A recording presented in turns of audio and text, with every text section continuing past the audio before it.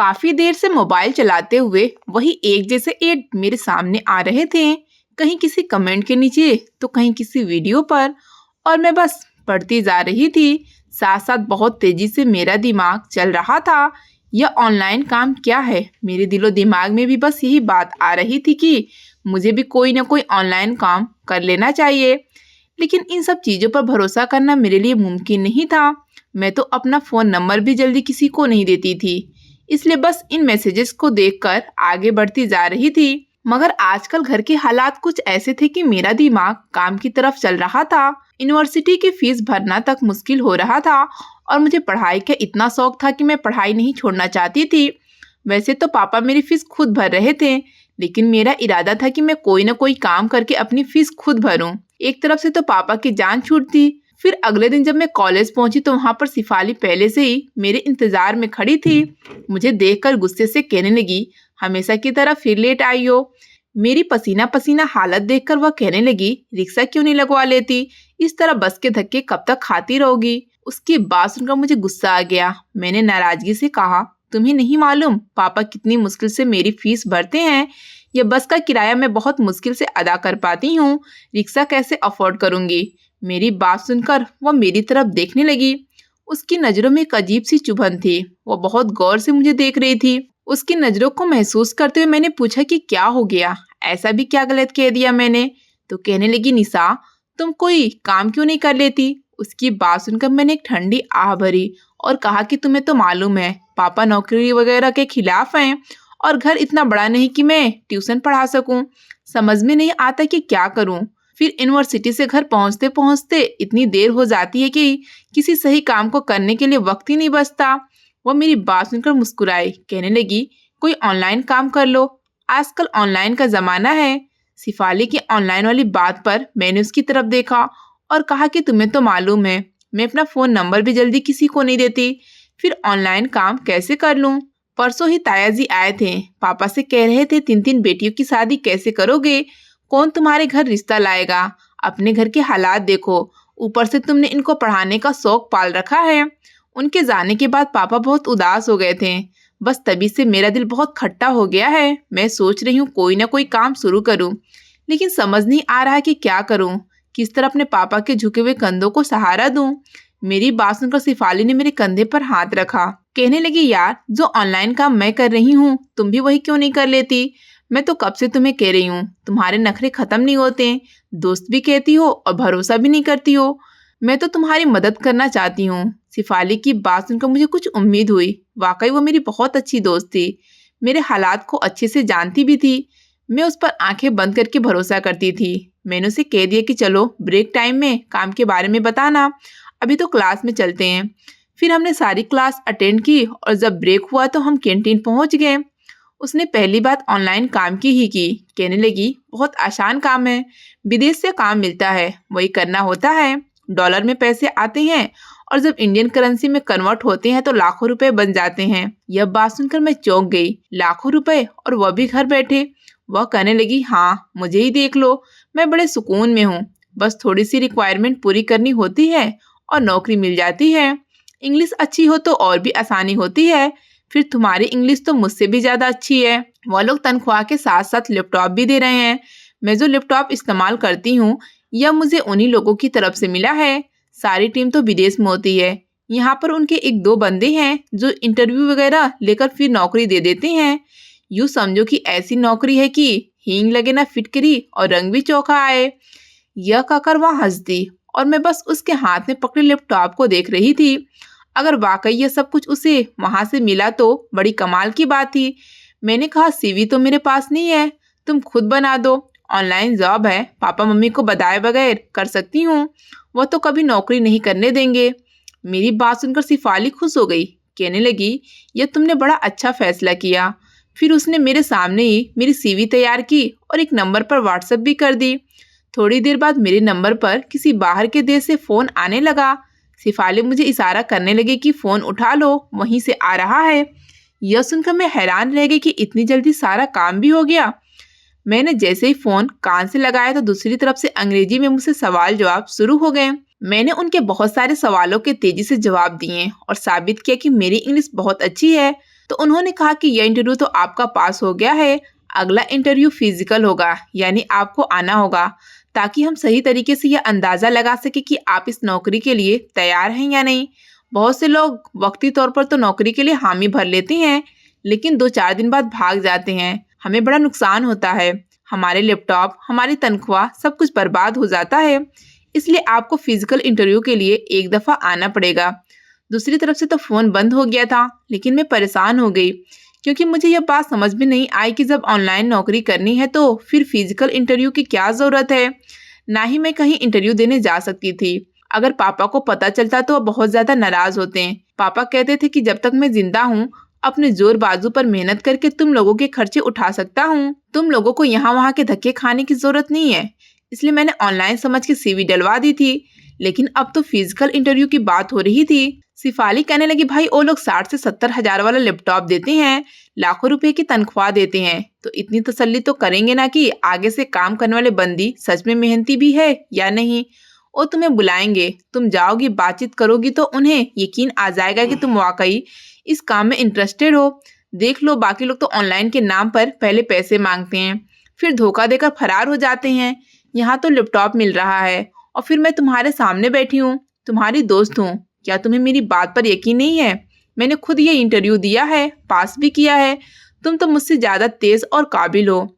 मुझे यकीन है तुम तो 5 मिनट में इंटरव्यू क्लियर कर लोगी। मैंने शिफाली से कहा कि देख लो, मैं किस तरह जाऊंगी, मम्मी पापा को मैं बता नहीं सकती और जाने का कोई ऑप्शन मुझे समझ में नहीं आ रहा।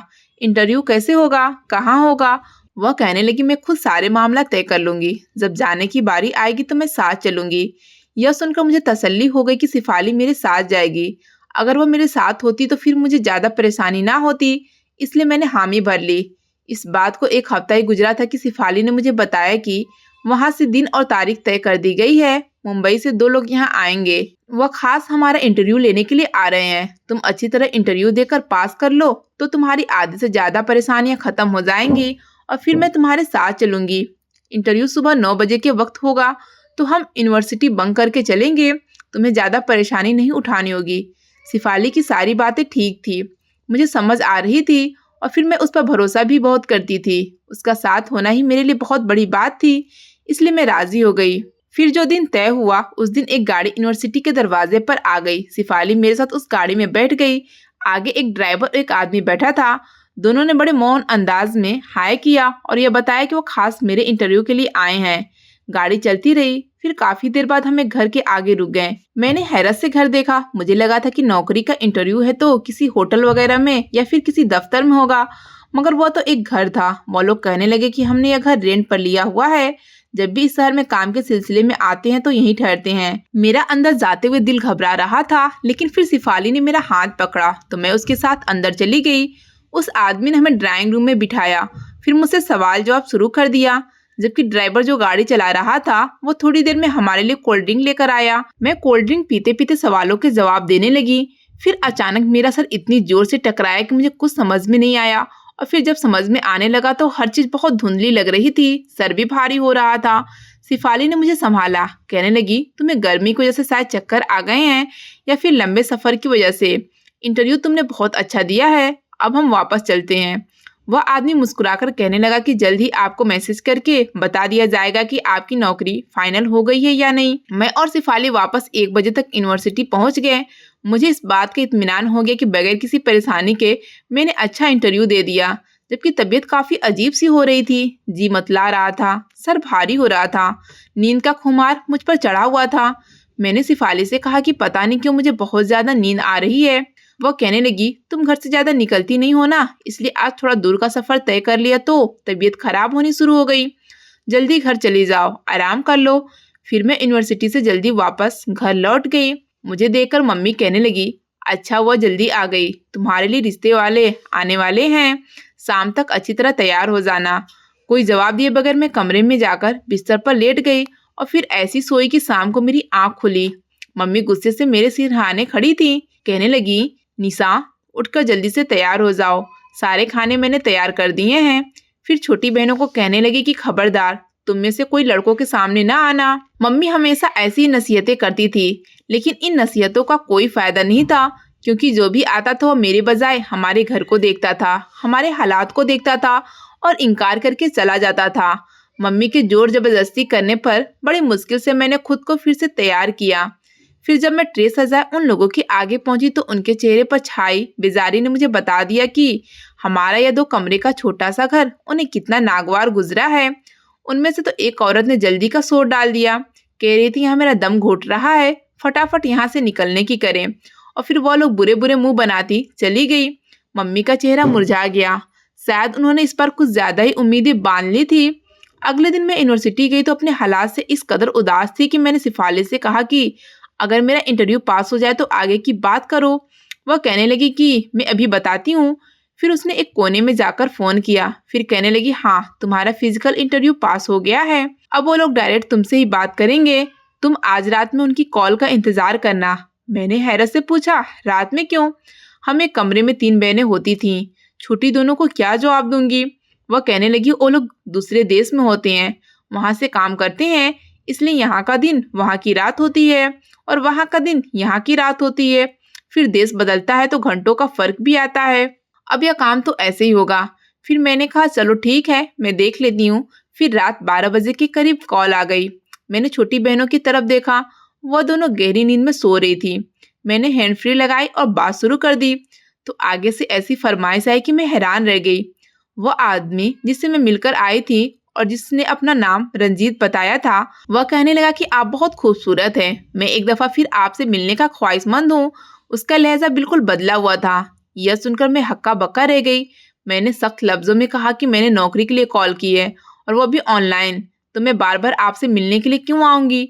आपने इंटरव्यू के लिए बुलाया था, मैं इंटरव्यू दे चुकी हूँ। वह जोर से हंसा, कहने लगा वाकई इंटरव्यू आपने अपना जोरदार दिया था, अब दोबारा मिलने का दिल चाह रहा है। मैं अभी भी ना समझी। मैंने उससे पूछा कि आखिर आप कहना क्या चाहते हैं? तो उसने कॉल के दौरान मुझे कुछ तस्वीर भेजी, कहने लगा आप इन्हें चेक करें फिर पता चल जाएगा। जैसे ही मैंने वह तस्वीर खोली जो सिर्फ एक क्लिक पर थी तो मेरे होश ठिकाने आ गए, क्योंकि उनमें मेरी बिल्कुल नंगी तस्वीर थी, जिन्हें देखकर मैं बिल्कुल शॉक्ड रह गई। मुझे अपनी आंखों पर यकीन ही नहीं आया कि यह मैं हूँ। ऐसा लग रहा था जैसे किसी ने मेरे कदमों तले से जमीन खींच ली। यह मैं कैसे हो सकती थी? मैंने तो कोई गलत काम नहीं किया था, ना कभी अपनी कोई ऐसी तस्वीर खिंचवाई थी जो कि लीक हो जाती। मैंने हकलाते हुए पूछा कि यह सब क्या है? तो हंसकर कहने लगा कि आपका इंटरव्यू जो आपने बखूबी पास कर लिया था। आप ना सिर्फ जवान हैं बल्कि खूबसूरत भी हैं। उस दिन आपके साथ गुजरा 1 घंटा बहुत खूबसूरत था, इसलिए मैं आपके साथ फिर वक्त गुजारना चाहता हूँ। आप कल मुझसे मिलने के लिए आ जाएं। मैंने पहले साफ इनकार किया, कहा कि यह तस्वीरें मेरी नहीं है, आप झूठ कह रहे हैं। उसने 2 और तस्वीर भेज दी, कहने लगा आप तसल्ली कर लें, ये आपकी है, आपके सीने पर काला तिल बहुत खूबसूरत लगता है। उसने बहुत कुछ जताते हुए ये बात कही थी। उसकी इस बात पर मेरा सांस रुका था। मैंने उन दोनों तस्वीरों को देखा और मेरे रोंगटे खड़े हो गए, क्योंकि सीने पर मौजूद बड़ा सा तिल तस्वीर में साफ था और यह तिल मेरे शरीर पर था। यह तस्वीर मेरी ही थी। मैंने लड़खड़ाते लहजे में पूछा कि यह सब आपने कैसे किया? ये क्या मामला है? मैंने तो ऐसी कोई हरकत नहीं की। वह कहने लगा मेरे पास आपके पूरे खानदान वालों का नंबर है, आपके पापा, आपके बड़े पापा का भी। अगर आप सीधी तरह से मेरी बात नहीं मानी तो फिर आपकी यह तस्वीर सबसे पहले आपके बड़े पापा को भेजूंगा। उसकी यह बात सुनकर मैं दंग रह गई। उसे मेरे बारे में इतनी जानकारी कैसे थी? मैं तो कभी अपने बारे में किसी को कुछ नहीं बताती थी, ना अपना फोन नंबर किसी को देती थी।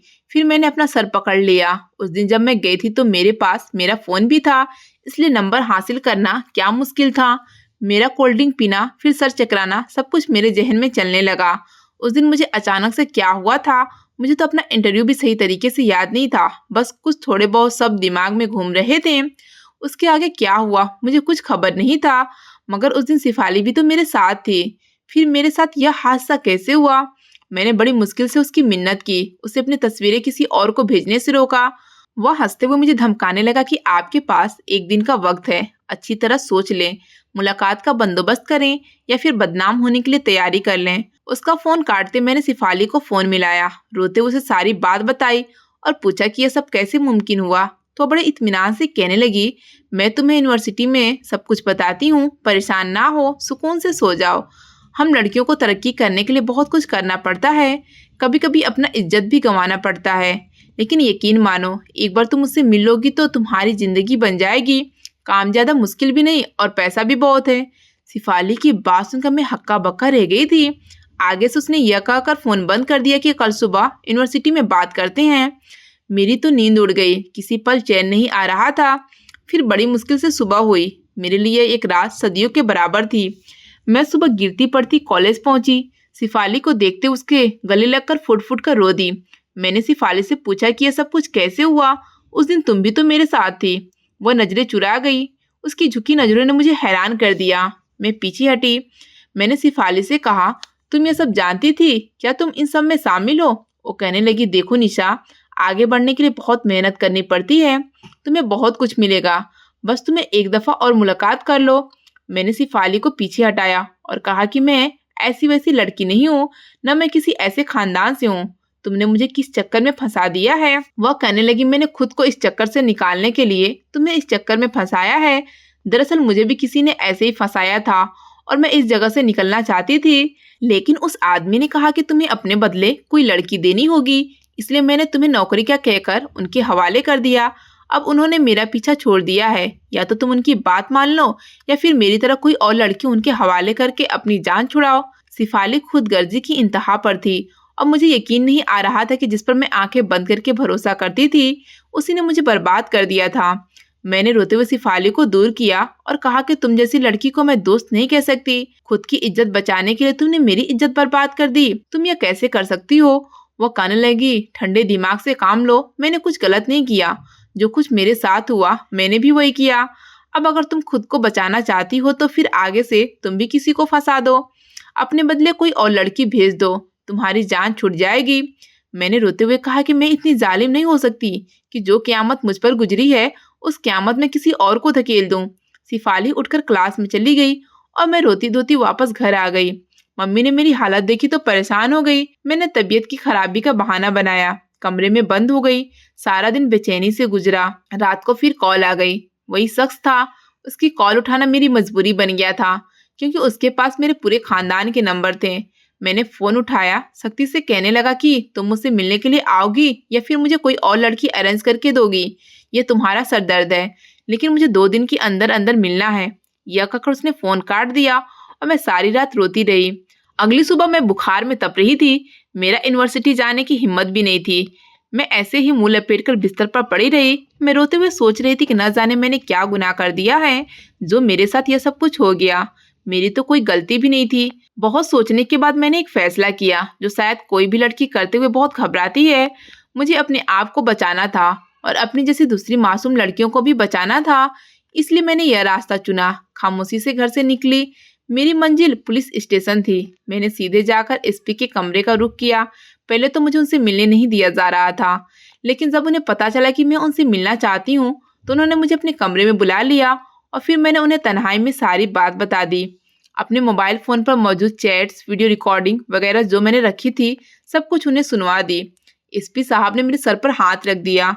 वो पापा की उम्र के थे। कहने लगे, फिक्र नहीं करो बेटी, हम इस मुजरिम को रंगे हाथों पकड़ लेंगे, बस तुम्हें हमारा साथ देना होगा। फिर उन्हीं के बताए हुए तरीके से मैं उस आदमी से मिलने के लिए राजी हो गई। मैंने उसे बताया कि मैं अपनी जगह किसी और लड़की को लेकर आऊंगी और फिर मैं पुलिस वाले की एक साथी को अपनी बहन बनाकर ले गई। वह नकाब में गई थी, इसलिए उस आदमी को अंदाजा नहीं हो सका। उसने फिर शरबत मंगवाया। मैं जानती थी शरबत में बेहोशी की दवा है, इसलिए शरबत का गिलास पकड़कर वह पुलिस वाली जो मेरी बहन बनी थी वह बातों में लगी रही। इतने में पुलिस की खुफिया टीम ने छापा मार दिया। वह शख्स रंगे हाथों पकड़ा गया। काफी सारे सबूत भी पुलिस वालों के हाथ लग गए। उस आदमी को जरा भी गुमान नहीं था कि वह इस तरह पकड़ा जाएगा, इसलिए शायद उसने कोई सावधानी नहीं कर रखी थी। पुलिस उसे पकड़कर खींचती हुई ले गई।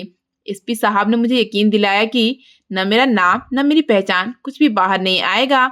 मैंने अपनी सारी वीडियो डिलीट करवा दी थी और खामोशी से घर लौट आई।